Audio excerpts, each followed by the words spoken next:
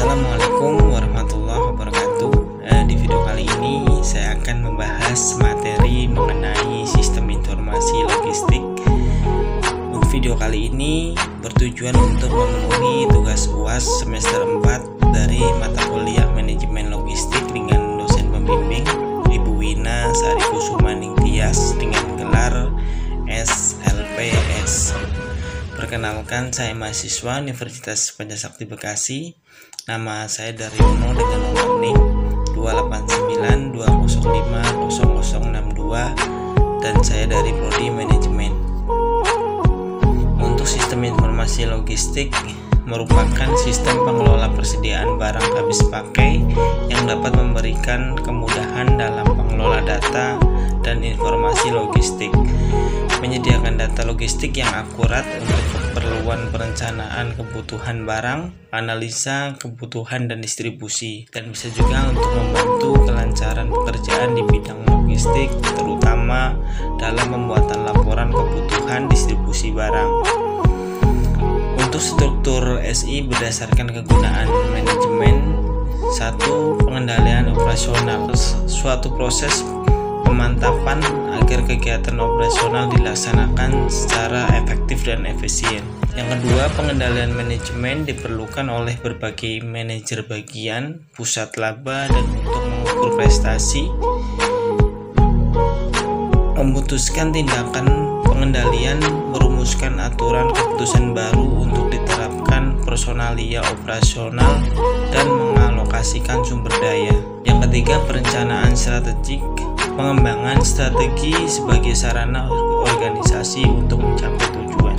Struktur informasi meliputi 1. Transaksi yang harus diolah mencakup permintaan pembelian, pesanan pembelian, pesanan produksi, laporan penerimaan, tanda sediaan, permintaan pengangkutan, dan dokumen pengangkutan.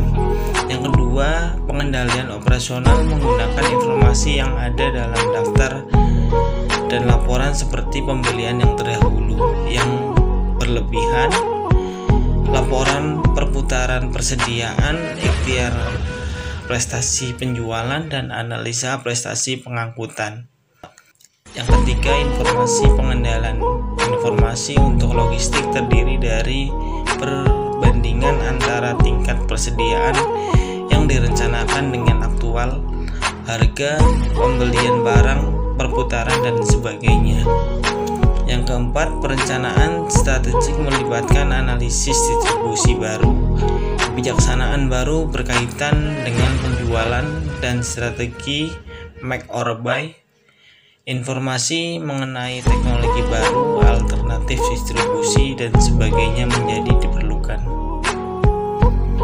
Sistem informasi logistik melibatkan 1. Internal, faktor-faktor yang dimiliki dan pengembalian keputusannya dari dalam perusahaan itu sendiri, misalnya keputusan pengelola keuangan, akuntansi, bagaimana strategi pemasaran yang digunakan, bagaimana pengalokasian logistik barang-barangnya, proses produksi yang direncanakan, keputusan tentang strategi pembelian, dan lainnya. Yang kedua, melibatkan faktor eksternal, adalah bagian-bagian di luar perusahaan yang turut mempengaruhi dalam pengambilan keputusan, misalnya selera dan keinginan konsumen, kemampuan dan daya beli konsumen, pemasok atau penyediaan barang-barang yang dibutuhkan, dan yang terpenting adalah rekanan rantai pasokan.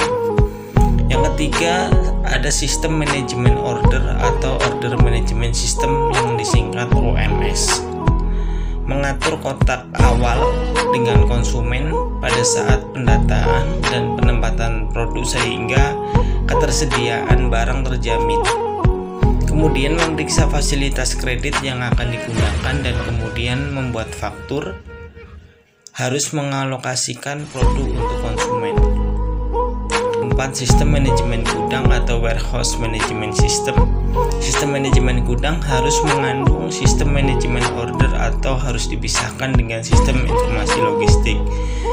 Sistem manajemen gudang berhubungan dengan sistem manajemen order agar departemen penjualan mengetahui mengetahui apa yang tersedia untuk dijual. Kegiatannya meliputi penetapan tingkat persediaan, pilihan order, pemilihan rute, dan estimasi kesediaan barang.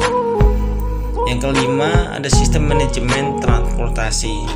Sistem ini berfokus pada batasan-batasan di dalam dan di luar transportasi perusahaan sebagai bagian dari sistem informasi logistik. Sistem manajemen transportasi terdiri dari konsolidasi pengiriman, rute kendaraan, pemilihan alat transportasi, mengetahui dan mencatat jalan keluar jika mendapat komplain, mengikuti proses pengiriman, menghitung pembayaran tagihan, dan mengaudit seluruh tagihan angkutan. Yang keenam, sistem pengoperasian internal merupakan keputusan yang diambil oleh manajer logistik tentang sistem operasi dari sistem informasi logistik yang digunakan, yang secara garis besar meliputi input, manajemen database, dan output. Input adalah pengelola data yang akan menjadi bahan untuk pengambilan keputusan. Database yaitu penyimpanan dan mengubah data menjadi informasi yang up to date. Output yaitu sebagai bagian terakhir dari sistem informasi.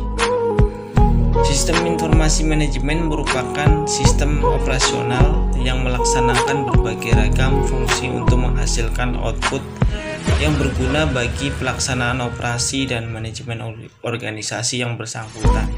Sekian untuk penjelasan mengenai sistem informasi logistik, dan saya akhiri. Assalamualaikum warahmatullahi wabarakatuh.